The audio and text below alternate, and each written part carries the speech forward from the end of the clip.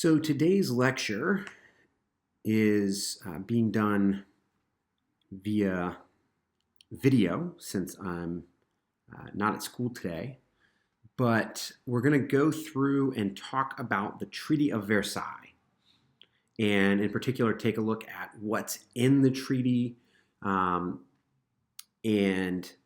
what it said, and ultimately some problems with it that prevented the United States from actually adopting the treaty, from signing the treaty. You should have downloaded the lecture outline from Portals. It is in the notes folder, so if you go to Files and Notes, you will see the lecture outline, some of which has things that I'm going to talk about that are already filled in. Obviously, you don't need to write those again if they're already filled in. But what you should be listening for and recording as you listen to this lecture are the spaces where there are bullet points, right? And trying to make sure you're getting the key information and following along with where we are in the lecture so that your notes are detailed and accurate. Obviously, you can pause this video at any point if you need to stop it and write some things down. You can obviously scroll back and rewind it if you need to listen to something again. But I want you to make sure that you're trying to get good details down accurately and in the correct place, because you'll be printing these off and turning these in for me to give them a quick look over. If there's anything that I go over that you're not quite sure of or just seems kind of confusing, then make sure that you make note of that and come see me during extra help or after school one day so that we can go over that and try to clarify it for you.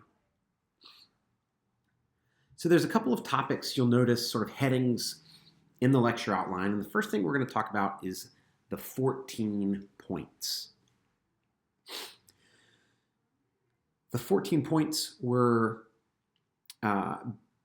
based on what Woodrow Wilson was hoping to see in the peace settlement. So Woodrow Wilson described these war aims in a speech called the 14 Points. And he said his plan was going to help make the world safer and more peaceful. Now, we're not going to go over all 14 of the points, but I do want to get down 6 main points that were part of the 14 points. The first is that Wilson felt there should be no more secret agreements between countries and no more alliances that could drag countries into war. There should be no more secret agreements between countries and no more alliances that could drag countries into war. If you remember, alliances were one of the reasons that we wound up in World War I. So one of his points is no more of these secret agreements, no more of these alliances. The second main point was that there should be freedom of the seas so that countries could trade without interference, even in wartime. There should be freedom of the seas so that trade could happen without interference, even during wartime.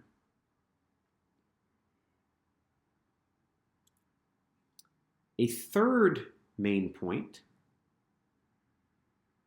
was that everyone should reduce the size of their military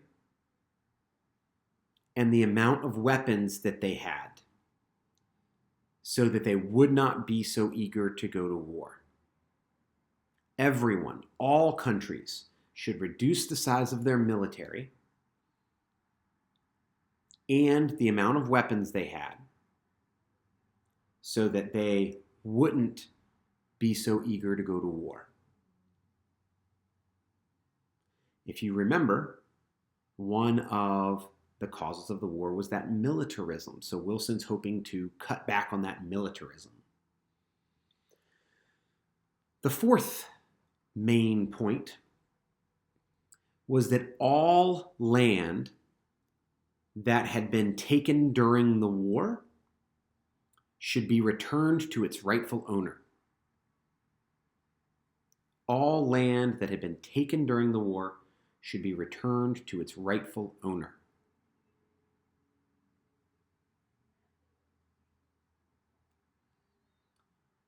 The fifth main point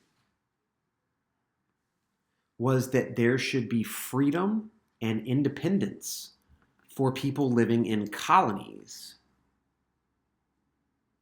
and for the ethnic groups in Europe who wanted independence.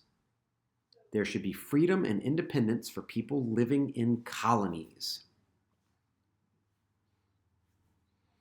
and for ethnic groups in Europe who wanted their independence.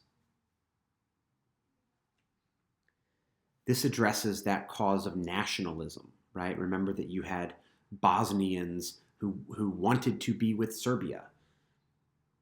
Wilson wants colonial people to have independence. He wants those ethnic groups to have independence.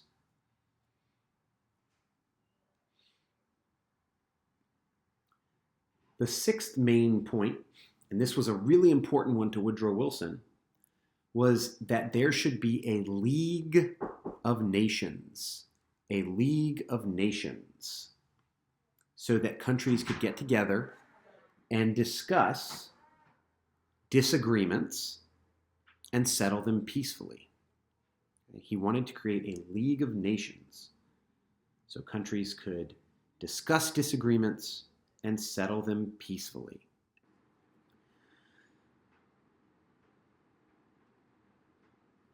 So that's a handful of the main points, but it's not all of them. And it's important to point out that the 14 points were Wilson's idea, right? It's what he was hoping to see out of the end of the war.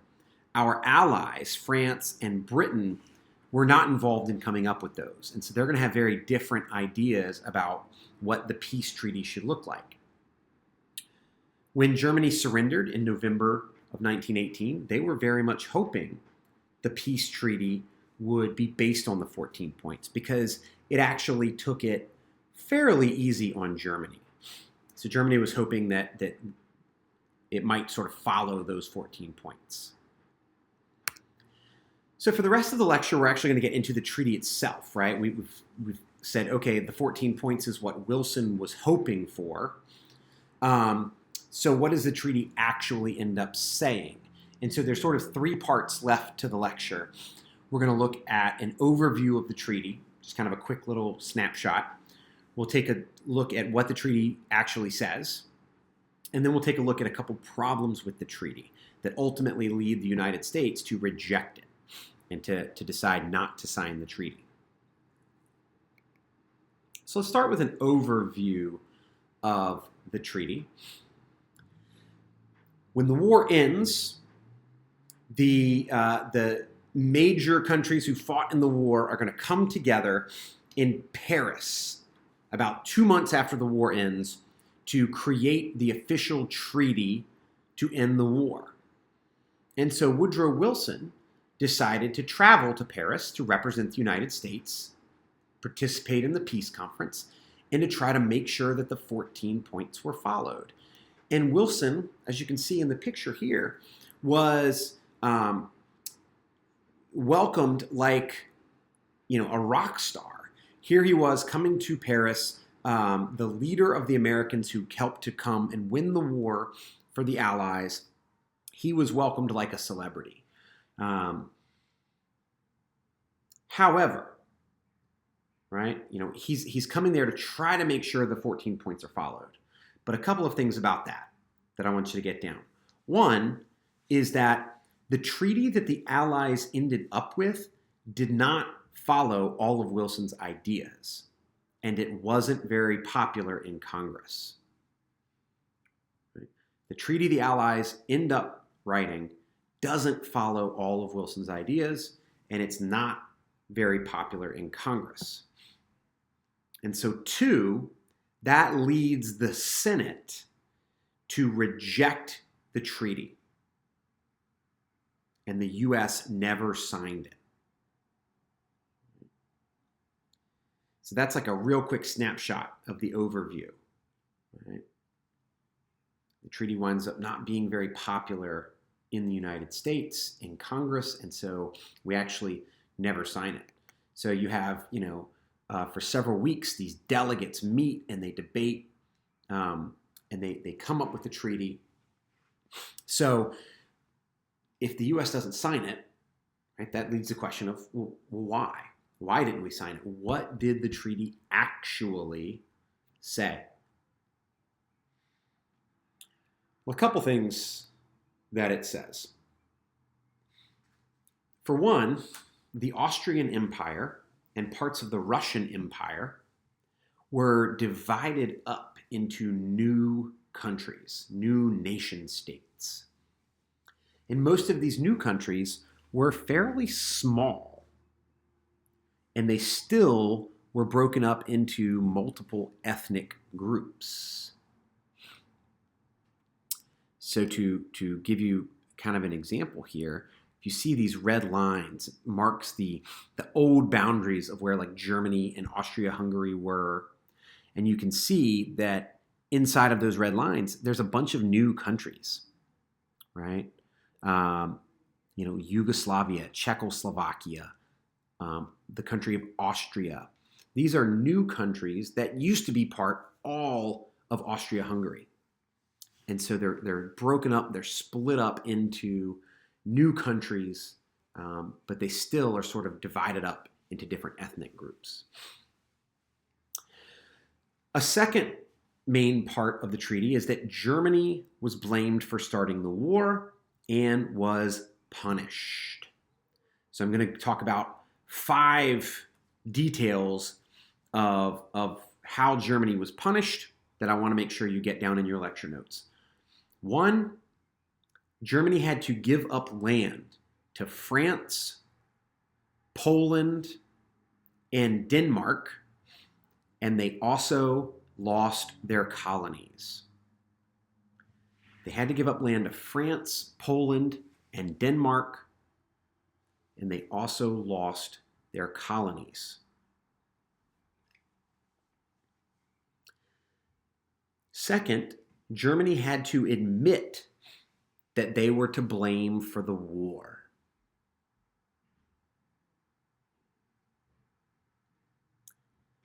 Third, they had to pay for the damage done in the war. This was what was referred to as reparations. R-E-P-A-R-A-T-I-O-N-S.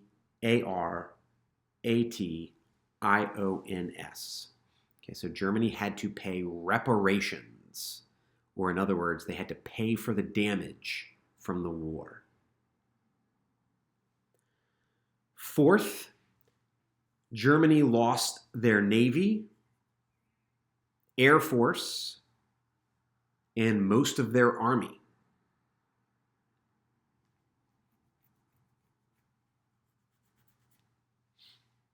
And fifth, Germany was not allowed to combine with Austria.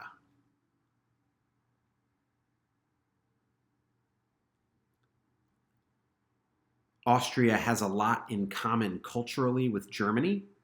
Germany was hoping they might be able to unite and make Germany a little bigger, and the treaty said, absolutely not. Germany may not combine with Austria. So you get a sense there, right, that this is a pretty harsh treaty towards Germany. Another main thing that the treaty says is that it established a League of Nations, which is one of Wilson's goals. A League of Nations to try and preserve the peace. We've just gone through this horrible, horrible war. Let's try this League of Nations idea to keep peace in the world. So 4 points I want to get across here of The League of Nations, in what relates to the League of Nations.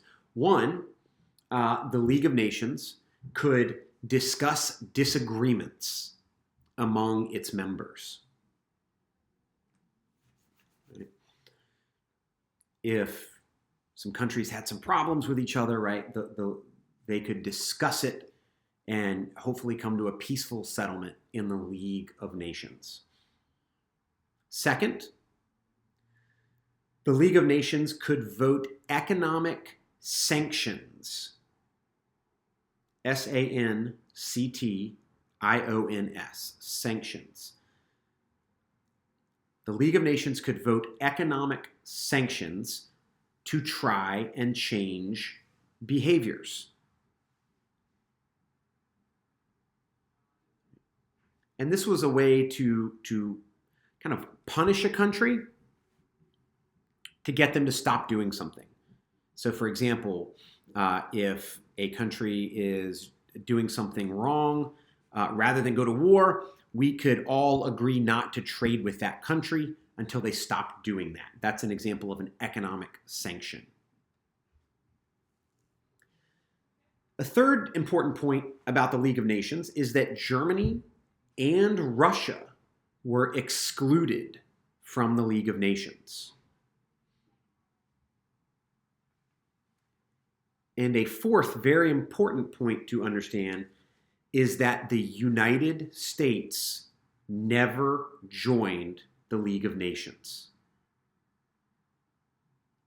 We rejected the treaty, and therefore we never joined the League of Nations.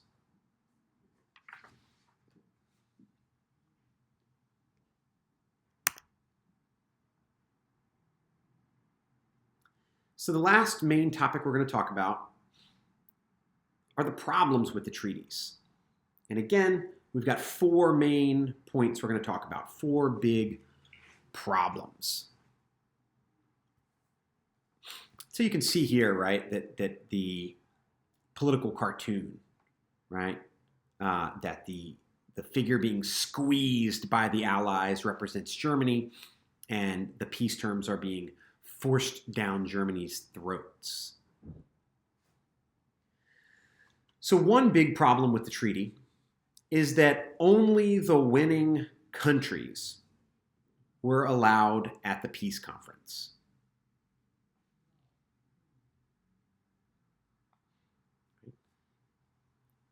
So the countries who were defeated didn't get any say, right? They didn't have Germany, Austria, they didn't get any say in the peace treaty. So that was a problem. A second big problem was that the three biggest countries, Britain, France, and the United States, made almost all of the decisions. So you can imagine, right?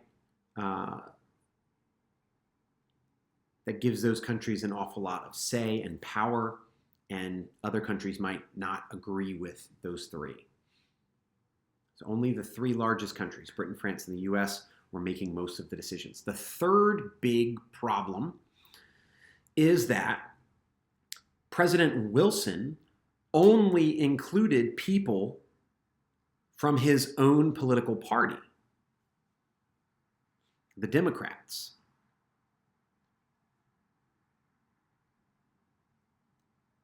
President Wilson only included people from his political party, the Democrats, even though the Republicans controlled the Senate. This created problems when Wilson tried to get the Senate to approve the treaty.